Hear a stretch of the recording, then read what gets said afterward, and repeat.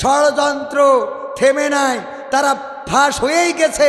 বেনজির এমন নজিরবিহীন কথা বলেছে, আইন ও প্রশাসনের লোক হিসেবে এই কথা অন্তত তার বলা উচিত ছিল না। বলেন ঠিক কিনা?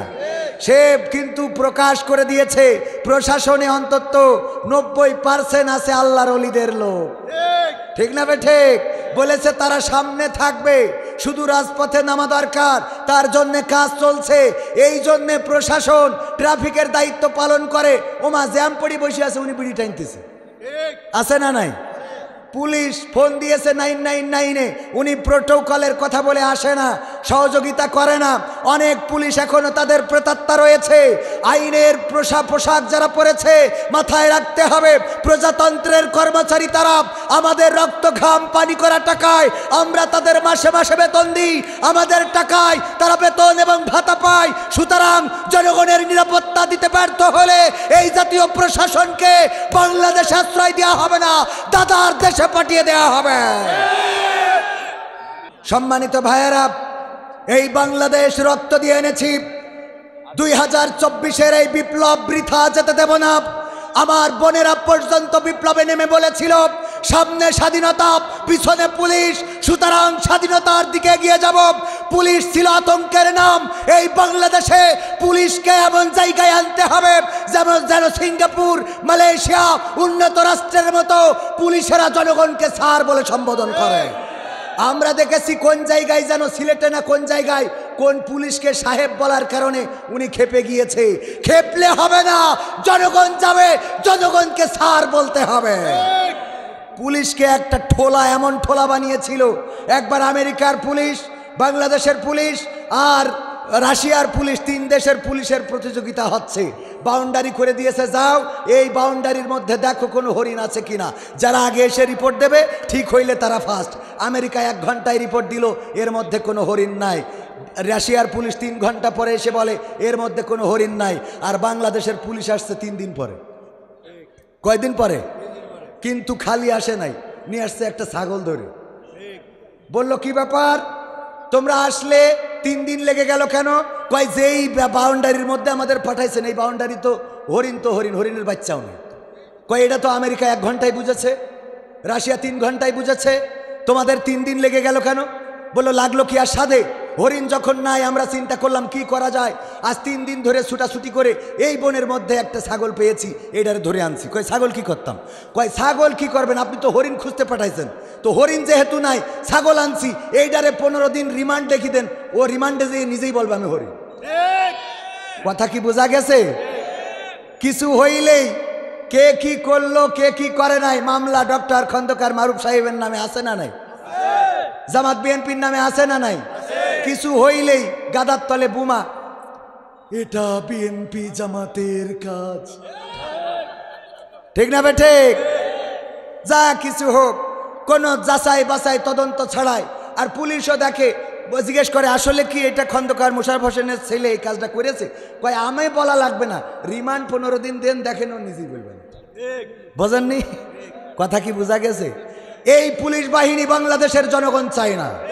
এই পুলিশ বাহিনীর জন্য পকেটের টাকা খরচ করে না, জনগণের টাকায়, জনগণের ট্যাক্সের টাকায় যাদের বউয়ের শাড়ি হয়, জনগণের ট্যাক্সের টাকায় যাদের মায়ের ওষুধ হয়, জনগণের ট্যাক্সের টাকায় যাদের বাবার গায়ের পাঞ্জাবি, তারা যদি জনগণকে নিরাপত্তা দিতে ব্যর্থ হয়, এই বাহিনী পুরাটাই ঢেলে সাজিয়ে ছাত্র বাহিনীদেরকে চাকরি দিয়ে গোটা প্রশাসনকে দাদার দেশে পাঠিয়ে দিতে হবে। কারণ তারা দাদার দেশের প্রেসক্রিপশন নিয়ে এই বাংলাদেশ শাসন করে। বলেন ঠিক কিনা? দাদার দেশের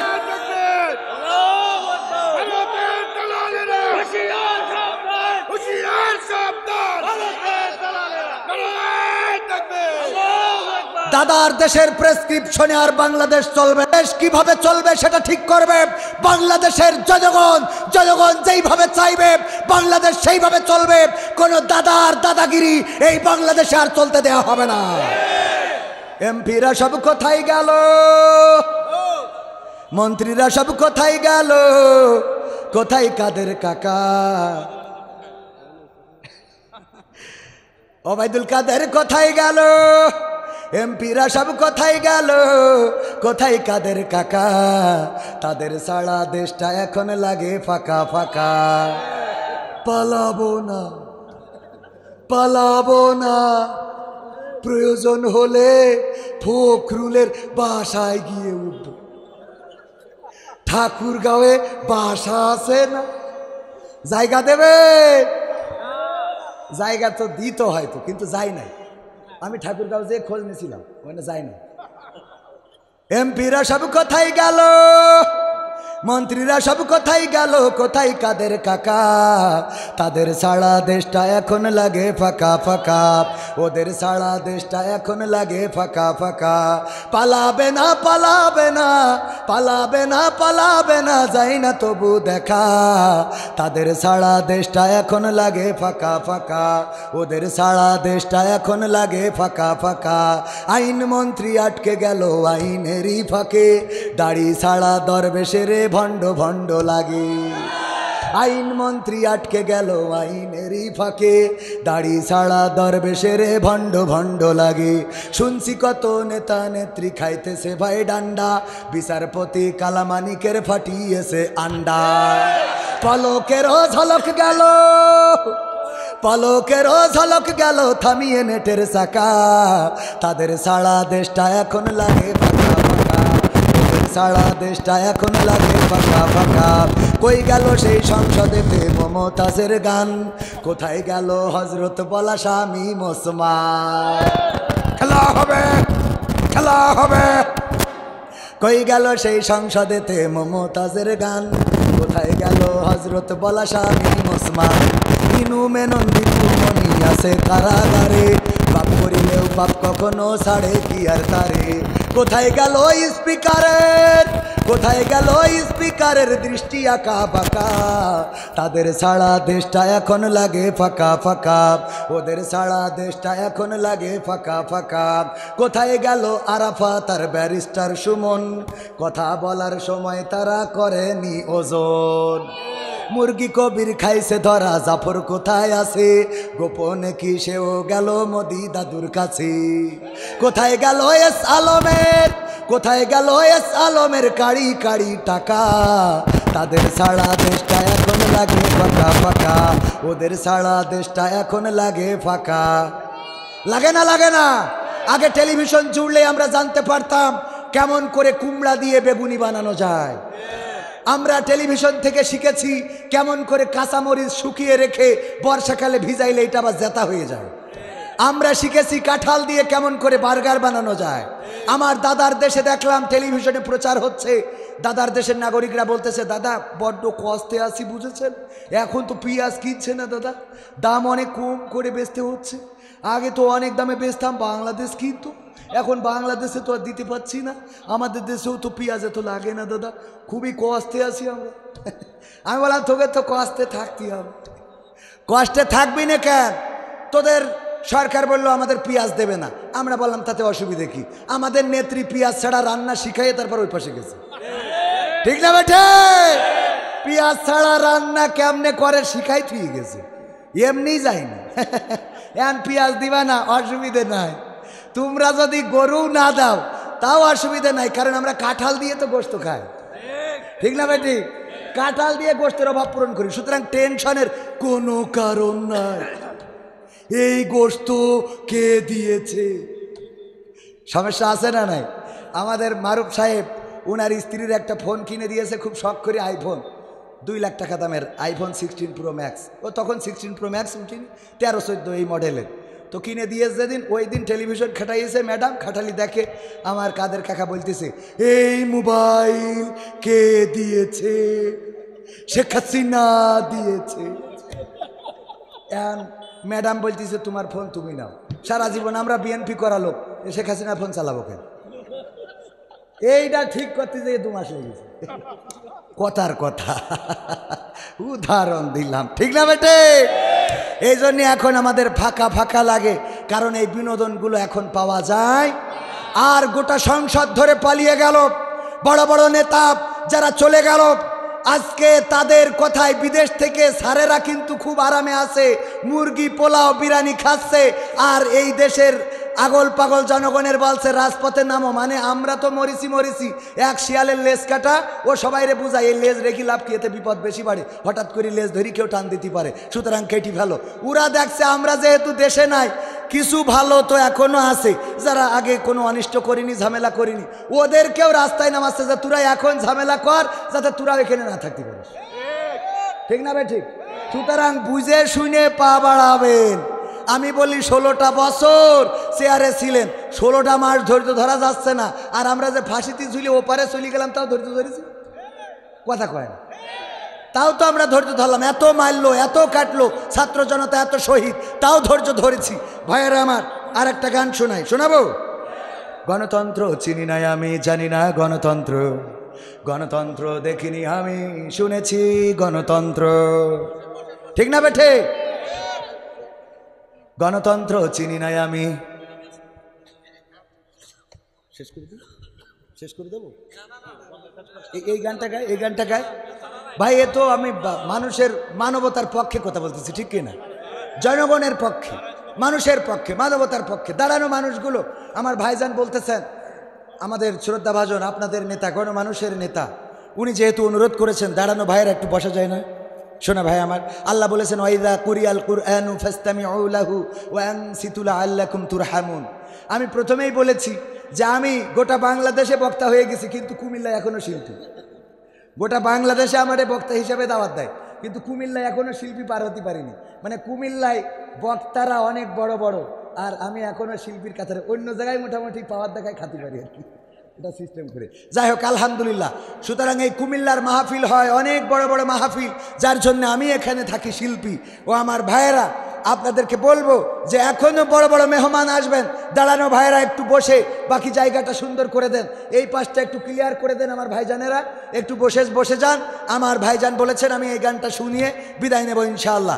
আমি কোনো দলের পক্ষে বলি নাই, কোনো দলের পক্ষে বলা আমার স্বভাব নয়, মানুষের পক্ষে, মানবতার পক্ষে। এবং যদি সময় পেতাম প্রতিটা কোরআনের আয়াত দিয়ে বুঝিয়ে দিতাম যে এইগুলো কোরআনের সাথে আসছে না নাই। কথা বোঝেননি? আল্লাহ বলল ইয়া আইয়ুহাল্লাযীনা আমানু লিমা তাকুলুনা মা লা তাফআলুন, ওগো ঈমানদারেরা এমন কোনো কথা বলো না যা তোমরা কাজে পরিণত করো না। আমার নেত্রী বললেন হাসিনা কোনোদিন পালায় না, ওবায়দুল কাদের বলল পালাবো না, শামীম ওসমান বলল খেলা হবে, আবার ছাত্রলীগ বলল হিসাব ফিরলে সব ঠিক হয়ে যাবে। করেছে কিছু? বলেন করেছে কিছু? করে নাই। যদি উনারা করতো, কথার সাথে কাজের মিল রাখতো, তাইলে হয়তো দেশের এই পরিস্থিতি নাও হইতে পারত, ঠিক না? ঠিক। সুতরাং কোরআন মানলে সমাজটা সুন্দর হয়ে যেত, বলেন ঠিক না?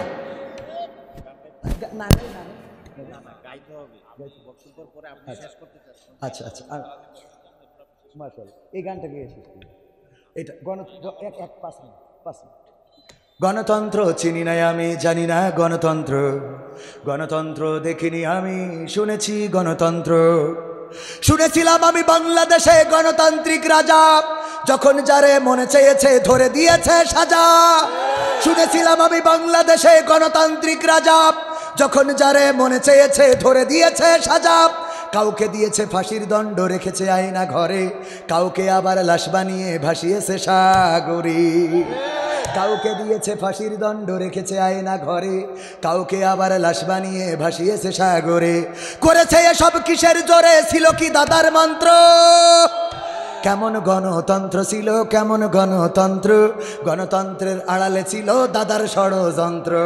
কেমন গণতন্ত্র ছিল, কেমন গণতন্ত্র, গণতন্ত্রের আড়ালে ছিল মোদির ষড়যন্ত্র। শুনেছি আগে নির্বাচনে লাগতো টাকার নোট, দেখেছি আমরা ভোট করিতে লাগেনি কোনো ভোট। লেগেছে? এক দাঁত চাচা গিয়েছেন ভোট দিতে, ভোটের মাঠে যাওয়ার পরে বলতেছে চাচা কি খবর? বাপু এসেছি ভোট দেব বইলে। কয় আপনার ভোট তো দিয়াই গেছে চাচা। কি করিয়ে দেওয়া হইল হাগো? আমি তো সকালেই রওনা দিলাম। কয় রওনা দিয়েছেন কখন? ফজর পড়েই তো বাপু আসলাম। কয় আমরা তো সে তাহাজ্জুদ পড়ি কাম ছেড়ে ফেলি। আপনি তো ফজর পড়ি বের হয়েছেন, সে তো তাহাজ্জুদ পড়ি কাজ সারা শেষ। ও বাপু তা হয়ে গেছে, তাহলে ভোট দিয়া গেছে।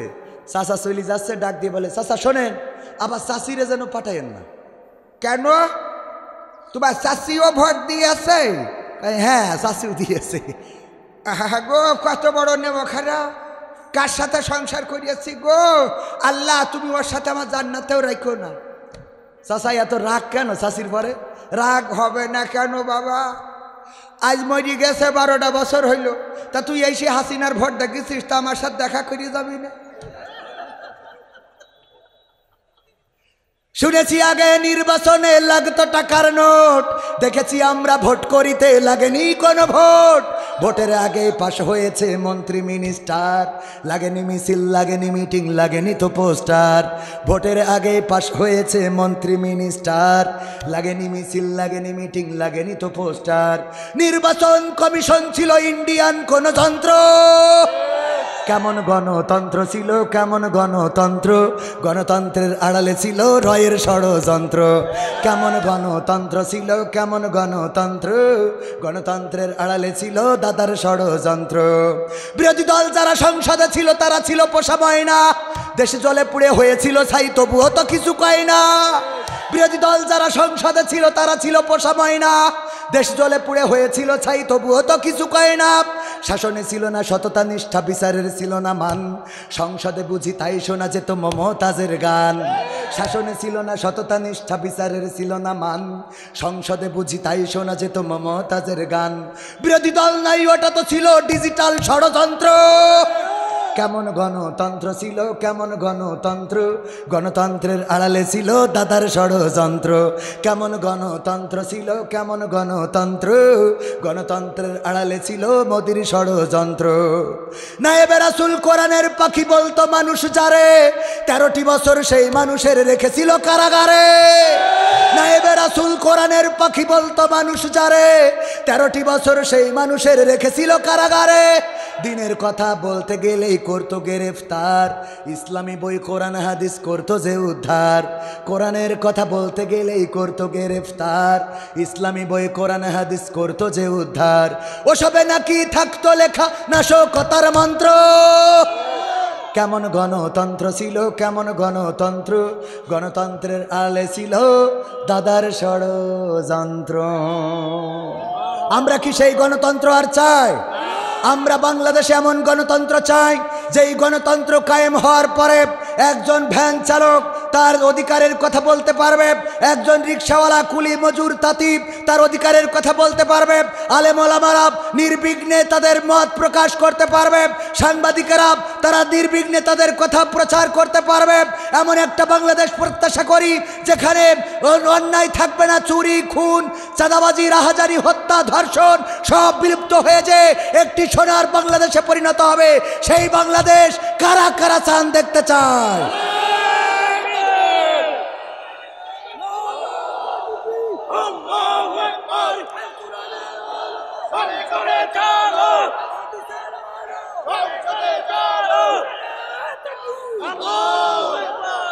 সেই বাংলাদেশ যদি দেখতে হয় তাহলে সকল ষড়যন্ত্র রুখে দেওয়ার জন্যে প্রস্তুত থাকতে হবে। দিনের আলোতে শুধু নয়, রাতের অন্ধকারে পাহারা দিতে হবে। কারা নাশকতা করতে চায়, কারা বিশৃঙ্খলা করতে চায়, ঢাকার প্রতিটা জনপদে ছাত্র জনতার সাথে প্রতিটা মানুষকে রাজপথে থেকে এই বাংলাদেশ নির্বাচন পর্যন্ত পাহারা দেওয়ার দায়িত্ব নিতে হবে। এবং যখন নির্বাচন আসবে, অবাধ, সুষ্ঠু, নিরপেক্ষ নির্বাচনের মাধ্যমে বাংলাদেশের জনগণের সরকার প্রতিষ্ঠিত করতে হবে। সেটা যদি করতে পারি তবেই এই দেশে শান্তি আসবে, তা না হলে শান্তি আসা সম্ভব নয়। সর্বশেষ